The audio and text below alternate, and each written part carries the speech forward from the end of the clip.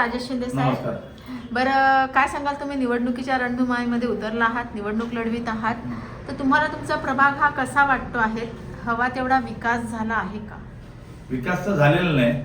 प्रभाग हवा तसा बोलायला आपण तर सारस्वत कॉलनीमध्ये मी 2 वेळा निवडणुका लढल्या. हे 20 क मध्ये आणि 20 ड मध्ये एक निवडणूक मी लढलेलो आहे. त्याच्यामध्ये लोकांची माझा संपर्क अतिशय चांगला आहे आणि ह्या प्रभागामध्ये 24/7 काम करणारा कार्यकर्ता म्हणून माझी ओळख आहे. मागच्या वेळेला ज्या मताने मी पडलो त्यानंतर पब्लिकने मला खूप चांगली साथ दिली होती. ह्यावेळेस मला असं वाटतंय की माझे विनिंगचे चान्सेस आहेत, पण प्रत्येक नागरिकाने जर हा विचार केला की 4 मतांमधलं जर एक मत राजू शिंदे म्हणून द्यावं, कारण माझी इथे ओळखच राजू शिंदे म्हणून आहे, एक मत द्यावं एवढा जरी लोकांनी विचार केला चौघांमधले, तरी पण मी 100% सांगतो माझी सीट निघण्याच्या याच्या मार्गावरती आहे. बरं, आता तुमची सामाजिक व राजकीय वाटचाल कशी राहील?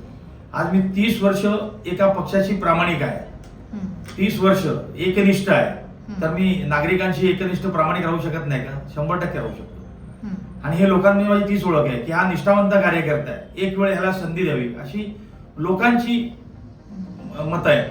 त्याच्यामुळे माझा आत्मविश्वास अजून वाढलाय. हा जीवनातला पार्ट आहे. निवडणुकीला उभे कोणतरी जिंकणार कोणतरी हारणार तो विषय नाही. बरं, आता सध्याच्या ह्या निवडणुका आहेत, या निवडणुकीमध्ये बऱ्याचशा काही म्हणजे निवडणुका लागताच बऱ्याचशे काही उलथापालथ झाल्यात, बरेचसे राजकारण खाली गेली, तर ह्याबाबत आपण काय सांगाल? आता जे काय तुमचं म्हणणं म्हणजे बिनविरोध झालेला आहे. आज खरं म्हणजे लोकशाहीचा गळा घोटण्याचं काम चालू आहे. सर्वात पहिली गोष्ट, आज लोकशाहीचं म्हणजे बिनविरोध पैसे देऊन तुम्ही निवडणुका निवडून देताय, नगरसेवक डायरेक्ट बनताय. आज विरोधक संपवण्याचं काम चाललंय. हे कुठेतरी थांबलं पाहिजे. त्यासाठी विरोधक हा जिवंत राहायला पाहिजे. म्हणून मी लोकांना आवाहन करतोय, विरोधक असेल तर लोकशाही जिवंत राहील. म्हणून लोकशाही जिवंत राहण्यासाठी विरोधकांना निवडून द्या आणि आमच्यासारख्या कार्यकर्त्याला निवडून द्या. बरोबर. आता सध्याची जी निवडणूक प्रक्रिया आहेत, म्हणजे आता 10 वर्षानंतर निवडणुका लागत आहेत. 2015 साली निवडणुका झाल्या, त्याच्यानंतर आता होत आहेत. तर ह्या दोन्ही निवडणुकांमध्ये सुद्धा आपल्याला बराचसा फरक बघायला मिळतो. ते तुम्हाला काय वाटतं ह्या फरकांबद्दल?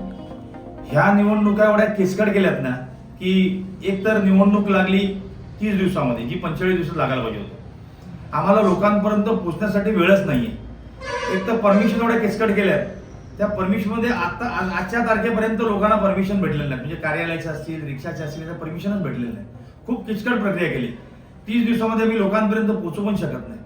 तरी देखील मी लोकांना आवाहन केलं की तुमच्या दारापर्यंत पोहोचवा, त्यामुळे मला क्षमा करा म्हणून. माझं पॅम्पलेट येईल, माझ्या रिक्षा फिरतील, त्याच्यामुळे जे काय मी लोकांना आवाहन केलंय त्या पद्धतीने माझी प्रचार प्रक्रिया चालू आहे. दुसरं काही करू शकत नाही जास्त. बरं, तुमचं पुढचं विजन काय असणार आहे?